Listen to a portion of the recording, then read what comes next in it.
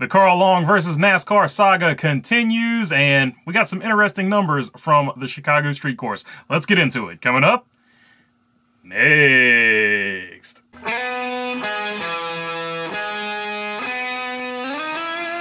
What's going on, everybody? Hope you're doing good today. All right, let's jump right into the Carl Long NASCAR deal. Motorsports Business Management, of course, which is Carl Long's team, released this statement as to why they will miss the race at Atlanta this weekend. MBM Motorsports has withdrawn from the NASCAR Xfinity Series event at Atlanta Motor Speedway. This will be the first Xfinity race since the beginning of the 2015 season in which MBM has not entered a car. Several factors contributed to this decision. Firstly, we do not have access to simulator time for our car or our driver. With no practice, we would have had to unload and nail our first lap on track wide open to qualify into the field. That is asking a lot of a team and a driver. We are competing against a field that have run hundreds of hours of simulation. Secondly, weather forced the cancellation of every qualifying session at the reconfigured Atlanta. Our points position means we would have not made the field if this qualifying session were to be canceled. Thirdly, we face a lack of sponsorship. It is a significant expense to lease a plate engine, which is near necessity with the current competitiveness of the Xfinity field. Only a few teams are left using the BC engine plan. The business model in the Xfinity Series has dramatically changed since we entered the series. Many smaller teams now operate as a customer of one of the top factory-supported organizations in order to have a faster, more competitive car. For MBM to be more competitive, we must pick and choose races for which we have sponsorship and can obtain engineering and technical help. On a positive note, we have been busy assembling and selling our older Cup and Xfinity cars. There are drivers, businessmen, and women who want to go vintage racing. These cars have pedigrees. We recently sold one of our 2021 Cup cars, a Dodge Challenger, last year to drivers having fun on our local road courses across the USA. We still have quite a collection of leftover race cars to build. We have taken a deposit on one of our ex-Michael Waltrip racing cars, last driven by Timmy Hill. We also have a Chevrolet Impala that was driven by Danica Patrick in her stint with Stuart Haas Racing.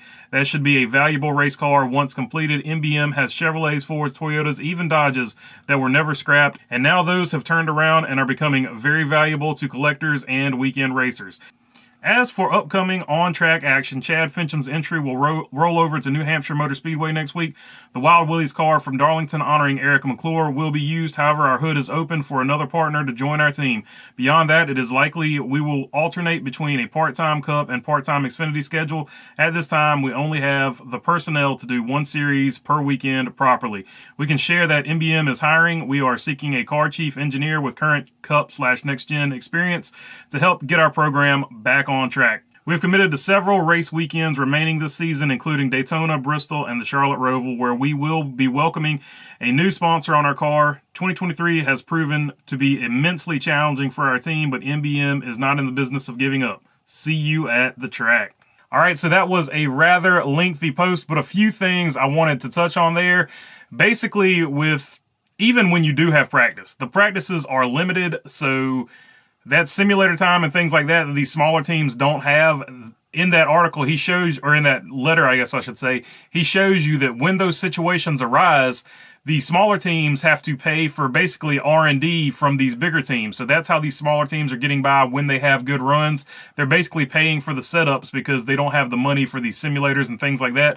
That's one of the fallouts of this lack of practice time that teams are getting. Like back in the day, pre-lockdowns or whatever, you saw that teams would have 2 or 3 days of practice sometimes. And sometimes you could just rent out, like go far enough back in the day, you could just rent out the track and practice yourself. But nowadays, since you don't have that, since you don't have the open practices at the racetrack before the race starts anymore, these teams have to basically spend extra money to bigger teams, helping out the bigger teams fund their deal as well because of, NASCAR cutting out practices. And then in this situation right here where it looks like weather might play into it, obviously, it looks like qualifying is going to get canceled, and they don't have enough points to make the field anyway, so they're just opting to stay out of it. So very interesting there. And also, I like how they spun it, and they said, hey, while we've got your attention, basically, we are selling some of our old Cup cars and things like that if you're into vintage racing. So they just they announced, sort of a bad thing, but then they spun it positively, like, hey, we're still trying to make money. We're still trying to do this thing. And then even at the end of it, they said, hey, We're also trying to get the Cup Series program back on track as well. If you're a Cup Series crew chief or anything like that and want to give us a hand, let us know. Reach out to us. So we're hiring. So even when they sort of had a thing where it's sort of a negative thing, they tried to turn it into a positive and keep it going in a positive direction. And I do like the fight. I love these small teams. And it's unfortunate we've gotten to a point in the sport where these small teams, these underdog stories and stuff like that are sort of going to be a thing of the past with this new model, it looks like. But I do like the way that Carl Long and the gang are fighting over there. NBC got a 2.52 rating and 4.6 million viewers for the Chicago Street Race, the best for a race on that channel since the 2017 Homestead Championship.